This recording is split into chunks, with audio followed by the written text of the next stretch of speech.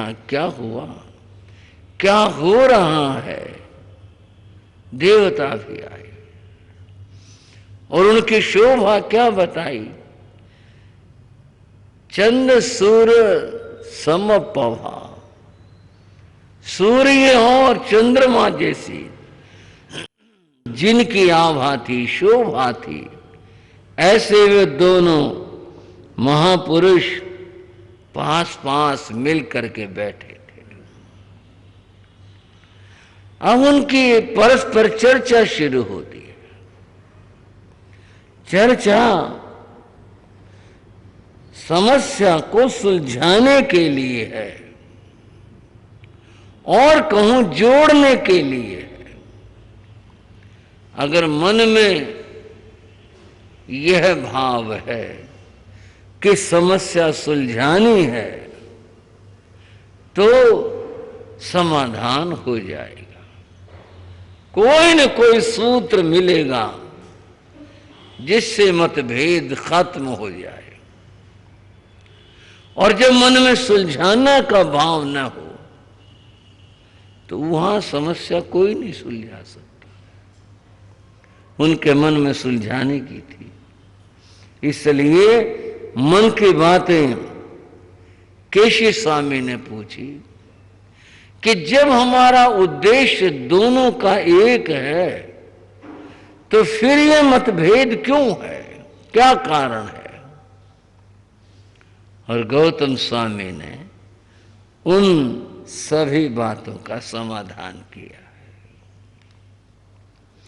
बंधुओं, आपने पहली बात सुनी थी चातुर्याम धर्म और पंचयाम धर्म। ध्यान है भाइयों आपका। चातुर्याम किसका था? भगवान पार्श्वनाथ का। पंचयाम किसका था? भगवान महावीर का। यह प्रश्न उन्होंने सबसे पहले रखा और फिर इस पर चर्चा हुई। गौतम स्वामी ने इसको काल के प्रभाव से होने वाली मन स्थितियां और सोच, उसके बारे में बताया कि ये समय के प्रभाव से व्यक्ति के मन में जो परिवर्तन आते हैं वह मार्ग से भटक न जाए, इसलिए भगवान महावीर ने पंचयाम धर्म का निरूपण किया है। जो कहा वो पूरी सत्यता और ईमानदारी से कहा और उन्होंने भी समझा और कहा ठीक है, जो आपने कहा ये होता है। काल का प्रभाव घटित होता है। कभी एक कहानी पढ़ी थी, कहीं किसी राज्य में राजा की मृत्यु हो जाने के बाद उसका जो पुत्र था उसे राजा बनाया गया।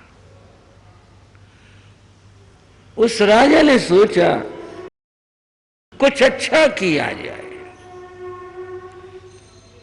प्रजा के लिए, कुछ अच्छा हो। उसने कुछ परिवर्तन किए, कुछ सुविधाएं जुटाई। एक दिन उसके मन में आया मैं क्या कर रहा हूं और मेरे पिता मेरे बाबा वो क्या करते थे, ये जानने के लिए किसी बड़े बुजुर्ग आदमी को बुलाया जाए जिसने ये सारे राज्य देखे हों, उससे पूछें। तब राज्य के एक वयोवृद्ध व्यक्ति को बुलाया, बड़े आदर से उसे बैठाया। राजा ने उससे पूछा आपने मेरे बाबा का राज्य देखा, मेरे पिता का देखा, अब मैं आपका बच्चा हूं, अब ये भार मेरे ऊपर आया है, मैं जानना चाहता हूं इन तीनों राज्यों में आपको कैसा लगा, आप क्या महसूस करते हैं। जो हमने परिवर्तन किए वो मेरे पिता, मेरे बाबा सब है। उस व्यक्ति ने कहा, मैं कोई ज्ञानी तो नहीं हूं जो मैं तीनों राज्यों को तौल कर बता सकूं, पर एक बात मैं कह सकता हूं, समय का प्रभाव आदमी पर पड़ता है, उसकी सोच और विचार उसके ऊपर पड़ता है। अपनी बात कहूं, उसने कहा मेरी आयु 100 वर्ष के लगभग है, मैं आपके बाबा के राज्य का आदमी हूं। तब बोले एक बार ऐसा हुआ, मैं मेले में गया था, मेरे पास घोड़ी थी, उस पर बैठकर गया था।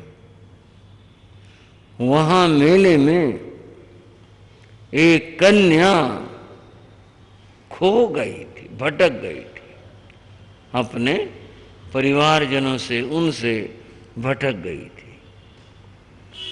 तो कुछ लोग बात तो कर रहे थे, भाई पूछो कहाँ से, कौन से गांव से, किधर से, क्या है, ऐसी बातें। मैंने देखा तो मेरा मन करुणा से भर गया कि देखो बेचारी। मैं उसके नजदीक गया, और लोग भी थे।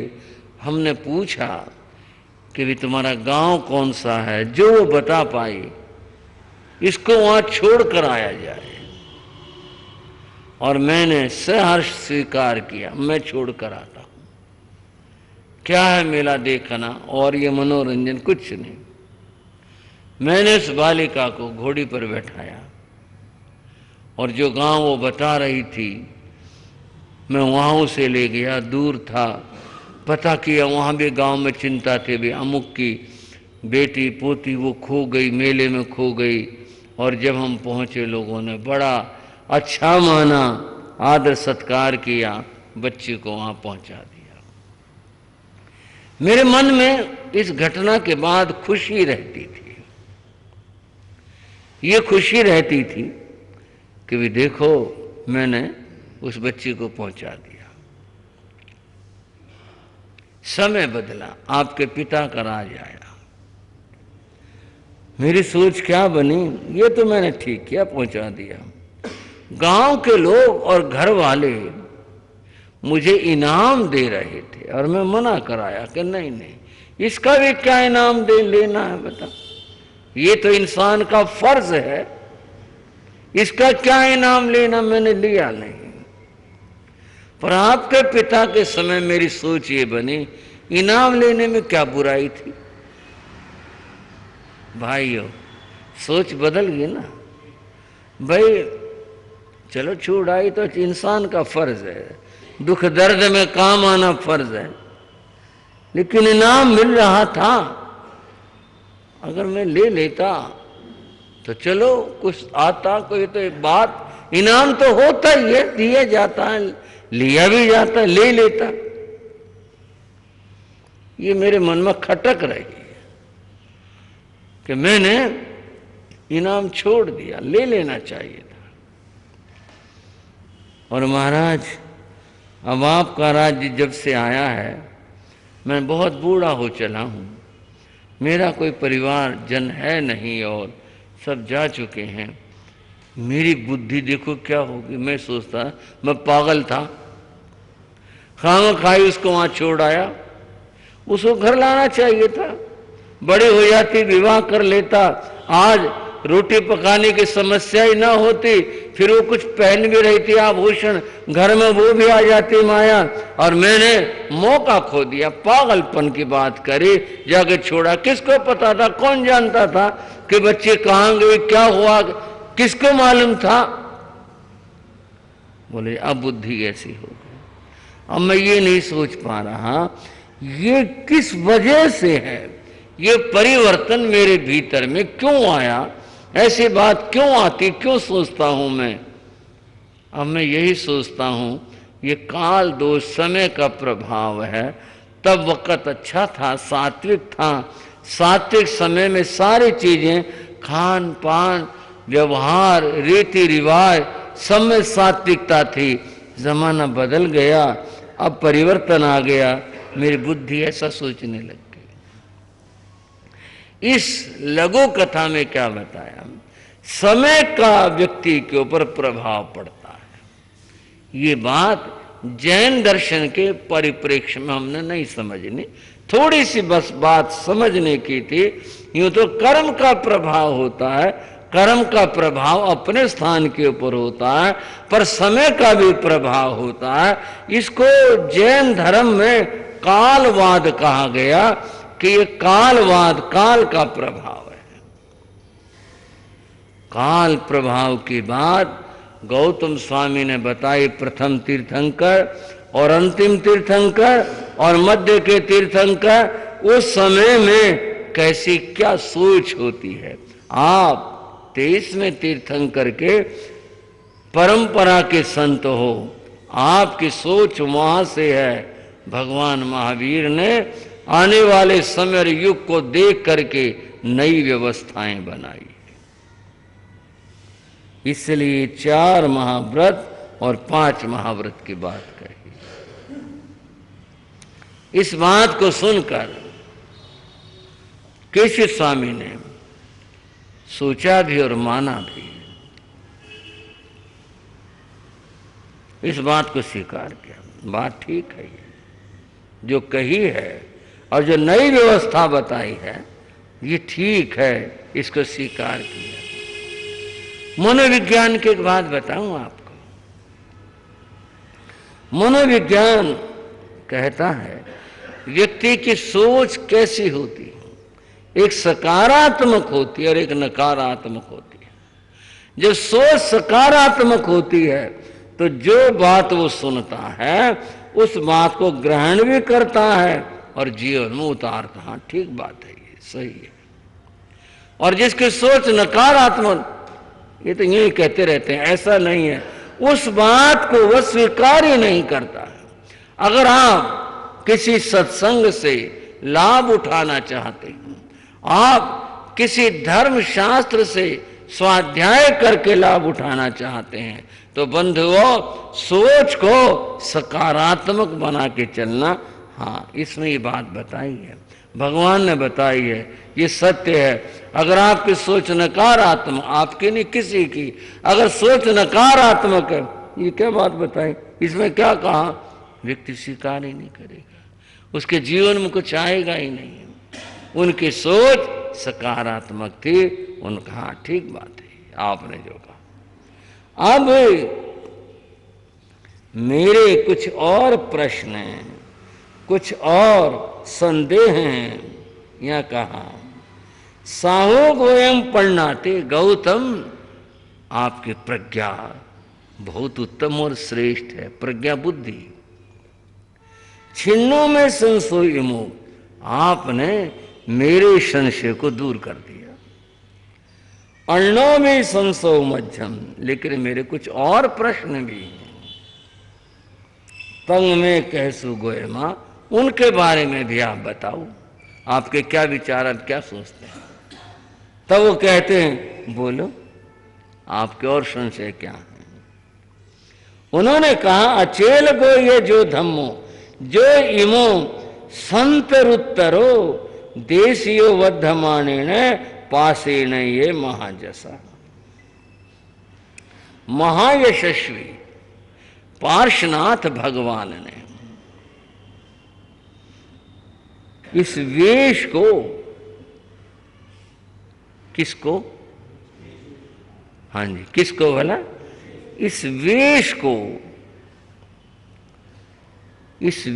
को उन्होंने विशेष महत्व नहीं दिया।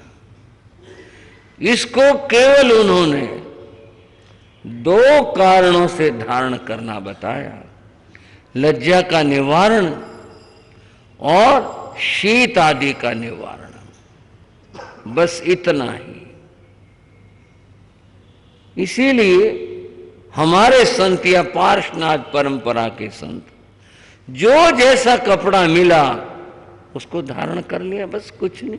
इसमें क्या क्या सोचना और क्या लगा है, जो मिला डाल लिया, जब जरूरत खत्म हुई तो हटा दिया बस। लेकिन देशियो वर्धमान भगवान ने, भगवान महावीर ने, इन्होंने जो व्यवस्था दी वो व्यवस्था दी श्वेत वस्त्रों की, कि श्वेत वस्त्र ही धारण किए जाएं, ये व्यवस्था दी। ये क्यों? साधु को इसमें उलझना है क्या? मैं तो ये लूंगा, मैं ये लूंगा, ऐसा ऐसा कुछ नहीं, जो मिल गया वो ठीक है। बताना चाहूंगा पार्श्वनाथ परंपरा में और मध्य के 2 से लेकर 23 तक तीर्थंकरों में संत इतने निष्प्रिय होते थे कि उन्हें जरूरत हुई वस्त्र की, वे गृहस्थ के घर गए, जैसे आहार के लिए जाते हैं, और वस्त्र की याचना की। और गृहस्थ ने श्रद्धा भाव के साथ में कहा महाराज ये है, और उसने रत्न कंबल प्रस्तुत कर दिया। क्या भाइयों? रत्न कंबल। रत्न कंबल 1,00,000 स्वर्ण मुद्राओं का इतना बढ़िया कंबल होता था, इतना बढ़िया कपड़ा होता था, ऐसा कंबल होता था। बताओ, सोचो उस जमाने में क्या रही होगी बात। 1,00,000 मुद्राओं वाला इतना महंगा वो प्रस्तुत कर दिया, और साधु ने बिना प्रशंसा के, बिना कुछ, वाह भैया बहुत बढ़िया दिया भाई, बहुत ही सुंदर, ना कोई भाव नहीं। उसने कहा महाराज ये है, अच्छा तुम्हारी भावना तो दे दो, लो महाराज, और ले लिया, और लेकर के धारण भी